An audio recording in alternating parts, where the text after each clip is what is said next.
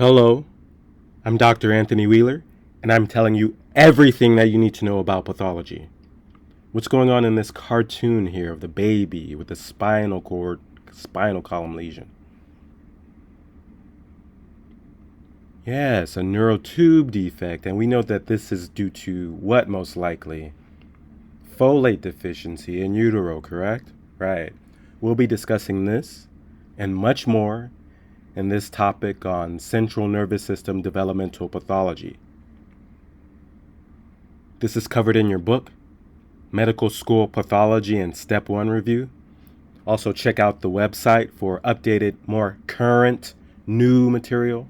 It has everything for you to succeed on Step 1 and with your pathology tests, etc. that you're doing in your medical school. Central nervous system developmental anomalies.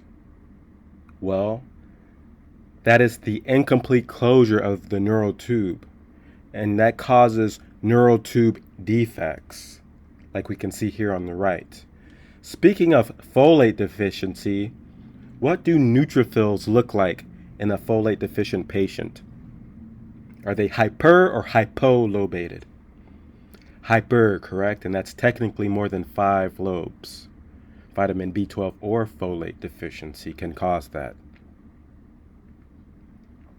Regarding neural tube defects, early in gestation, the neural plate invaginates to create the neural tube, which follows the embryo's cranial caudal axis. Regarding neural tube defects, the peripheral nervous system is formed by the neural crest. You'll be asked that.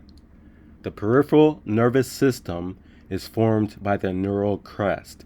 Side note, future dermatologists, what cell in the skin is formed from neural crest origin? Is it keratinocytes or melanosomes? It's melanosomes. Highly likely you'll be asked that at your level as well. So know that the peripheral nervous system is formed by the neural crest, and that melanocytes are formed by the neural crest, okay? Neural crest forms the peripheral nervous system and melanocytes. Got it? All right. Now keep in mind that the ventricles and spinal cord canal are formed by the hollow lumen of the neural tube and its wall. Neural tube defects can be caused by low folate levels prior to conception. And that's why it's really important for a mother who's carrying a child to have proper levels of folate. Types of neural tube defects include Anencephaly, Spina Bifida, Meningocele, and Meningomyelocele. With Anencephaly, an absence of the skull and brain caused by a disruption of the neural tube's cranial end is the etiology. As a result, the fetus develops a frog-like look, and the mother develops polyhydramnios due to the fetus's decreased ability to consume amniotic fluid. Spina bifida is a vertebral defect caused by the posterior vertebral arch's inability to close because there's the disruption of the caudal end of the neural tube. Spina Bifida Occulta presents as a little dimple or a patch of hair overlying the vertebral defect. Cystic extrusion of the underlying tissue through the spinal defect is how spina bifida manifests.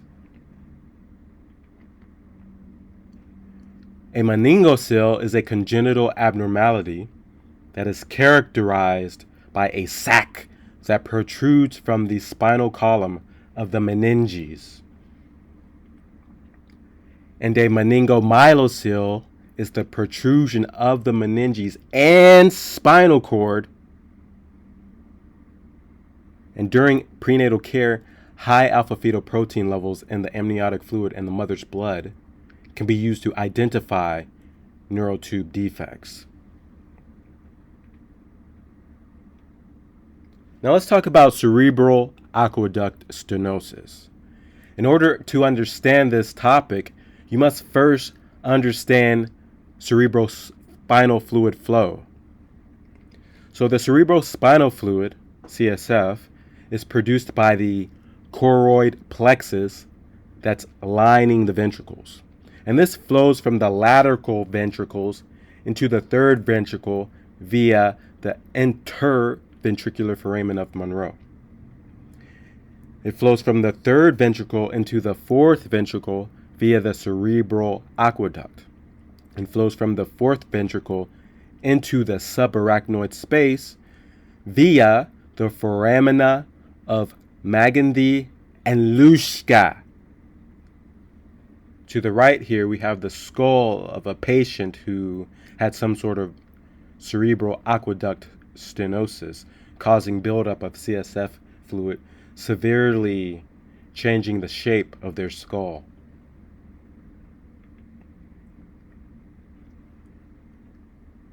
In cerebral aqueduct stenosis, CSF is drained from the third ventricle into the fourth ventricle through a conduit that has a congenital stenosis, thus blocking the flow of CSF. Cerebral aqueduct stenosis leads to the accumulation of CSF in the ventricular space. A cerebral aqueduct stenosis often causes hydrocephalus in newborns. Cerebral aqueduct stenosis typically presents with an enlarging head circumference due to the dilation of the ventricles. Now let's talk about Dandy-Walker malformation. You remember this, you know this. A congenital brain deformity called Dandy-Walker malformation affects the cerebellum, which controls movement and the fluid-filled areas around it.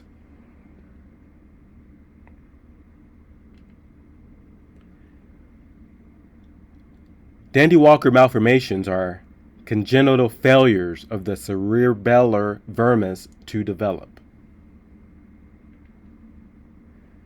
A significantly dilated fourth ventricle with an absent cerebellum and hydrocephalus are the hallmark features of a Dandy-Walker malformation.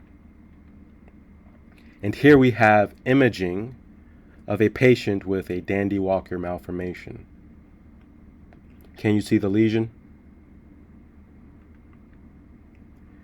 And here we have various examples of a patient with a Dandy-Walker malformation, but I'd like you to note in H, we have a sign of a impending bilateral uncal herniation, right? That's going to come up. And we know that an uncal herniation typically on test exams causes a classic effect on a particular cranial nerve. What cranial nerve is going to be impacted in an uncal herniation? 3, right? Oculomotor. And you know the symptoms of that, right? Down and out.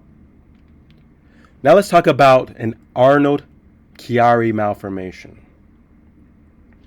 An Arnold-Chiari malformation is a condition in which the spinal canal is invaded by the lower section of the brain.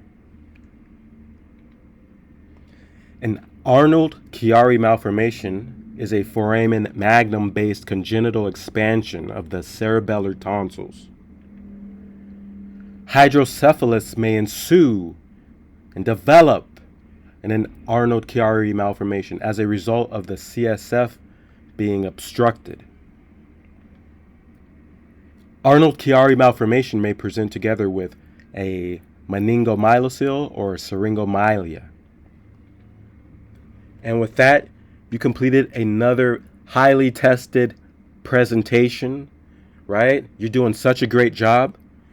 Keep studying, keep learning, keep building your skills and your knowledge base. All of this ties together. You can never escape these questions, so just deal with it. You know it all. You're smart. You got this. Keep making us proud. I'll talk to you later.